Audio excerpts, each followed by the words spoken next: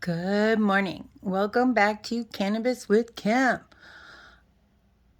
I just wanted to point out that I'm trying to bring you as much educational material with some data linked to it to kind of vary the topics on my channel. And I just thought this was a really important statistic to speak about. And it's not the most fun, but of course opiate related deaths. Another huge reason for cannabis to take over is, let's just zoom right in here to what the main information that matters. Yeah, number of reported deaths from medical cannabis overdose. Any cannabis, weed, right? Come on. Zero. They always called it the gateway drug. It's like, let's get over that. Most kids have smoked a cigarette before they smoked pot. Well, back in the day, not as much these days, right? These days, kids are vaping. So usually tobacco is a gateway drug, or alcohol, beer in the fridge, wine, all the fun stuff they've got now, hard root beers, you name it, right?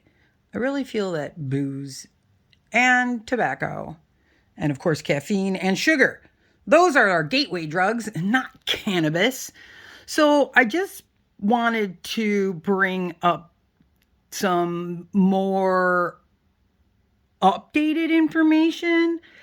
So I did some research online, and what I'm really afraid of is to see what 2020 results are after, of course, the lockdown pandemic. We know that obviously a lot of mental health issues obviously come out when you're all alone in the middle of a pandemic, or you're stuck with your family that are driving you crazy in the middle of a pandemic.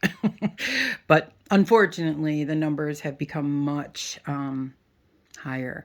So what we're finding, though, is in areas where opioid related deaths were, exorbitant, when the cannabis programs were introduced, and you can work with opiate patients to help reduce the symptoms. Obviously, why do people continue to use? To avoid being sick.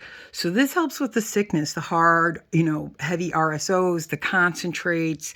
You can really help with opiate addiction. So this is just some statistics, like I said, and I just thought, the data that I was given ended in 2014, and I thought, well, I think we should really take a look at dates that are closer. So, we were tipping the scales almost 50,000 in 2019. So like I said, 2020 is going to have some scary results that come out. But the great thing is that cannabis is obviously becoming, especially medical, obviously, is becoming legal first across the United States. But, I don't think fast enough. Hopefully Fed will jump in soon. So as of right now, I just thought this was a good thing to just take a quick look at and remind ourselves. Another great use for cannabis is to help, with these addictions and help stop the overdose epidemic we have of opiates. Okay, so this again is statistics from the American Medical Association. So 25% mortality rate, it's down. States that have legalized medical cannabis experienced a significant reduction in overdose from narcotic painkillers from 1999 to 2010, a period during which 13 instituted laws allowed cannabis therapy. These states also reported a 25% lower annual mortality rate compared to states that have not legalized medical cannabis. So, that's the thing that some people have been kind of mentioning when we were talking about it. It's like, well, more and more states are getting, it legal, and why are more and more people dying of opiate related deaths?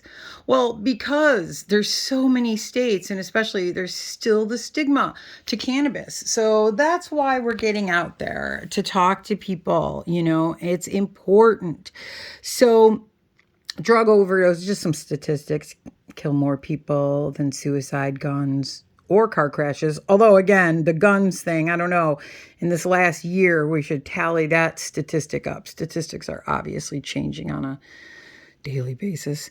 But again, you can see that it helps decrease substance abuse. So just another reason, another, fact to carry around in our back pocket for, the defense of cannabis is just what it can do for addiction and help with mental health. So today we were concentrating on mental health. I hope you have a wonderful, wonderful day. If you liked what you saw, please click subscribe, share, like, and keep in touch. Let me know anything you'd like to hear about or get more information on. Have a great day. Happy dosing.